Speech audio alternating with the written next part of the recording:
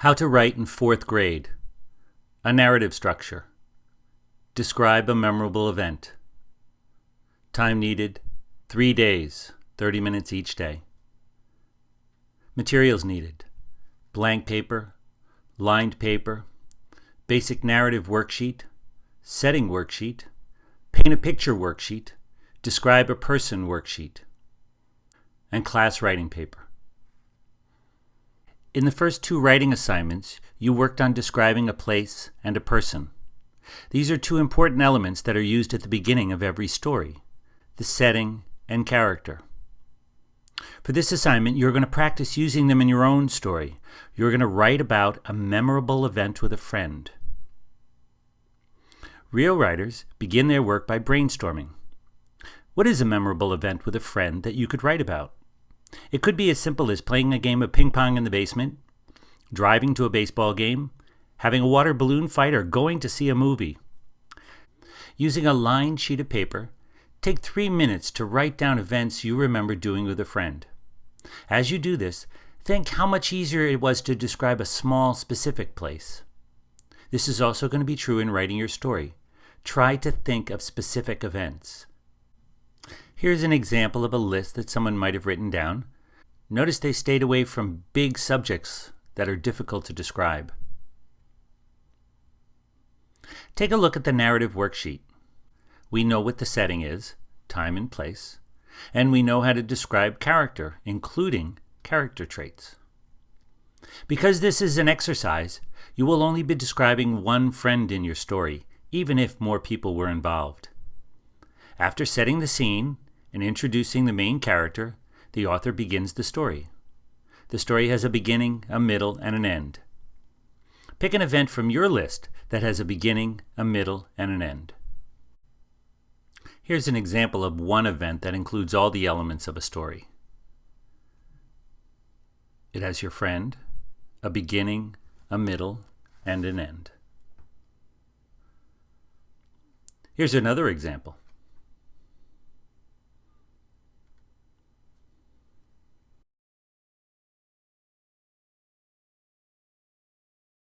Now that you've thought about your event, think about the setting for your story. The setting of a story is like a picture before the action begins. Use a blank sheet of paper and draw a picture of you and your friend at the very beginning of the story. You can draw simply using stick figures, but put in lots of details. Don't spend more than 5 minutes on this. The picture is to help you write your setting.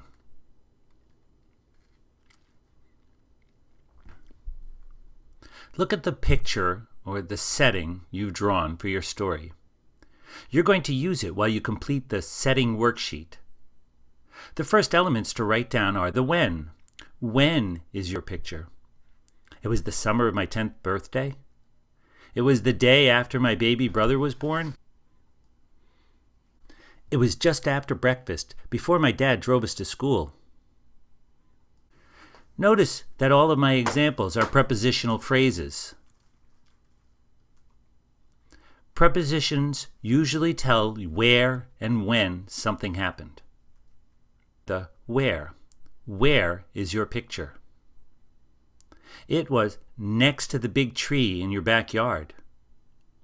Or, it was on the sofa down in the basement. It was in the back seat of my dad's car, on the way to Chuck E. Cheese's. Again, notice all of these descriptions begin with a preposition, and they are really prepositional phrases. Again, stay away from a description like Wednesday or March 7. Notice that I'm staying away from street numbers and city names. Those are vague, and don't create images in your reader's mind the way under the big tree or in my backyard does. Now put in your own prepositional phrases for your where and your when.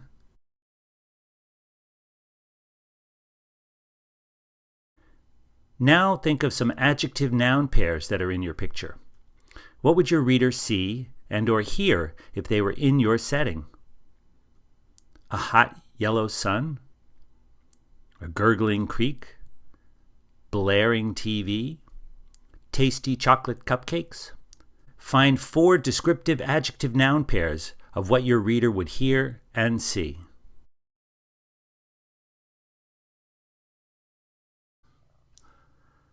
The goal in a narrative or story is to get an emotional response from your reader. Keep this in mind as you describe your character. If you want your reader to like them, you describe them in a certain way. If you want your reader to dislike your character, then you describe them in a different way.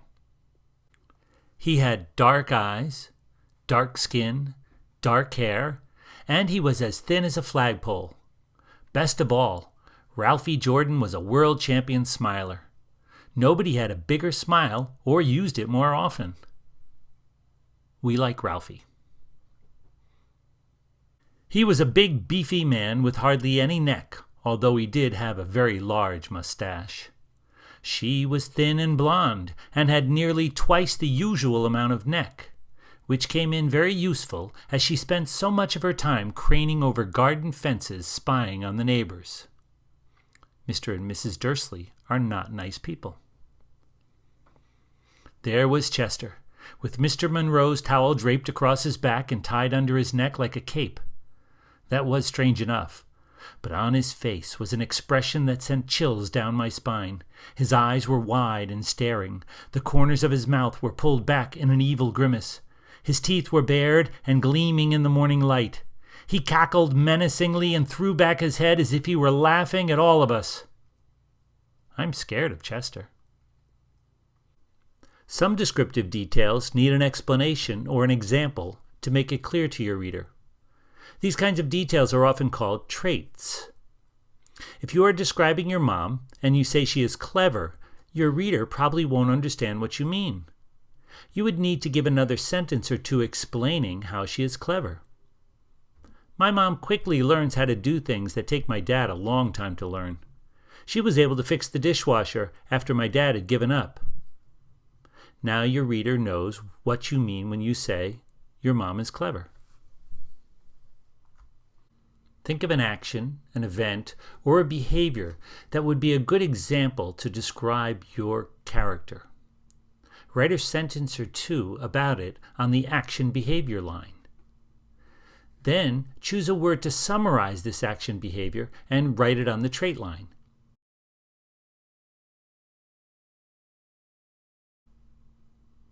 Another descriptive detail that tells a lot about a person is to tell what they like to do.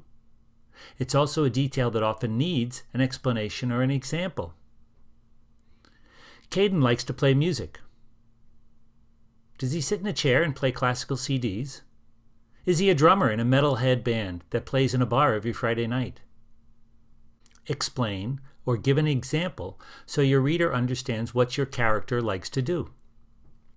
Write down something your character likes to do in the Likes to Do section. Be sure to write a sentence or two for explanation.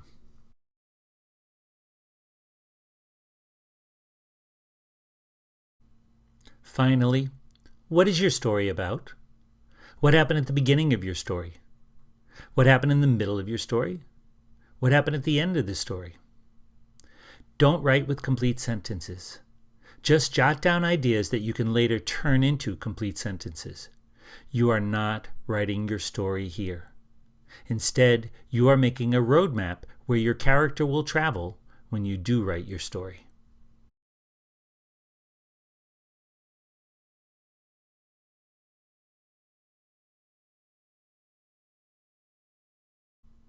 You've done all the hard work. Real writers don't begin with a blank page, but instead create lots of elements that they assemble together, and you have all of the elements on your narrative structure worksheet. Take one of our class writing sheets. Write complete setting as the first writing skill. Write complete character description as the second writing skill. And finally, write beginning, middle, and end as your third writing skill. The first two paragraphs of the story are going to be the easiest because they are the ones you practiced in the first two writing assignments. The rest of the story will be written from the beginning, middle, end outline sections of the narrative structure worksheet. If the story is very simple, this could be one more paragraph. If it includes lots of details, it could be 3 or more paragraphs.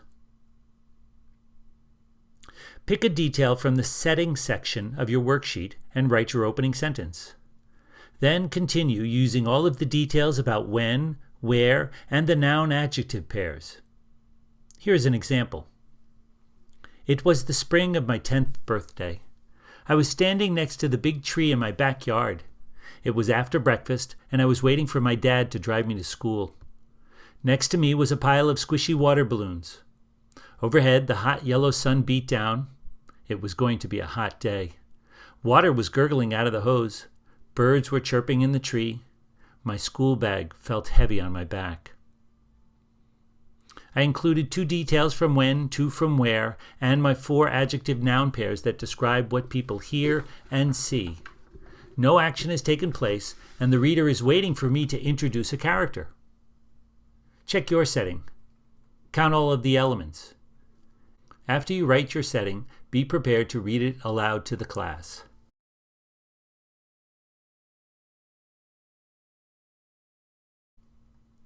Now we'll write a paragraph introducing the friend from your story. Use your narrative structure worksheet and complete a paragraph about your friend. Here's an example. My friend Jimmy was waiting with me. He has wild brown hair that he never brushes. He has lots of freckles. He has green eyes and wears glasses. When he smiles, you can see the braces on his teeth. Jimmy likes to wear baggy shorts that hang down below his knees. He had on his usual Ryan Howard jersey and his Phillies hat. He had on his Air Jordan sneakers. Jimmy doesn't like to wear any socks, and I could smell his stinky feet. Jimmy is pretty brave. I remember once in 2nd grade we were playing soccer at recess, and the 5th graders stole our ball. While some kids went to get the recess aids, Jimmy went into the group of 5th graders and snatched the ball back. Now you write a description of your friend. Remember, be prepared to share your work with the class.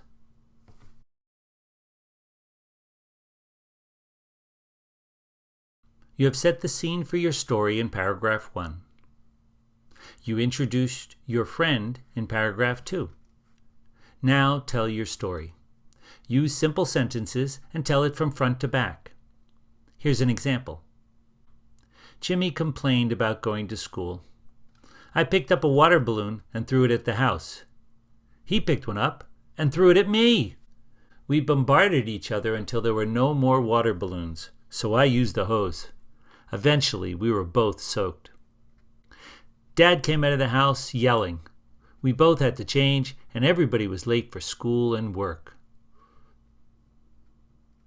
This is a story that has only a few sentences, but it has a beginning, a middle, and an end.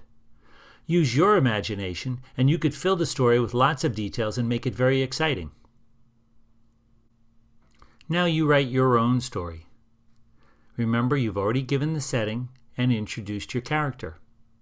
Your action has to begin in the same place and time as your setting.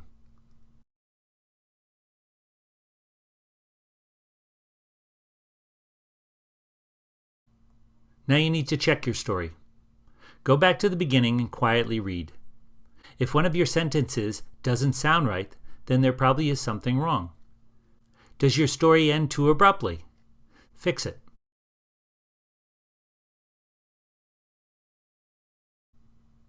Go to the top of your paper and look at the writing skills. Do you have a complete setting? Does it include 2 whens, 2 wheres, and 4 noun-adjective pairs? Do you have a complete character description? Do you describe face and hair, the clothes? Do you give at least one behavior trait? Did you give a beginning, middle, and end to your story? Good job.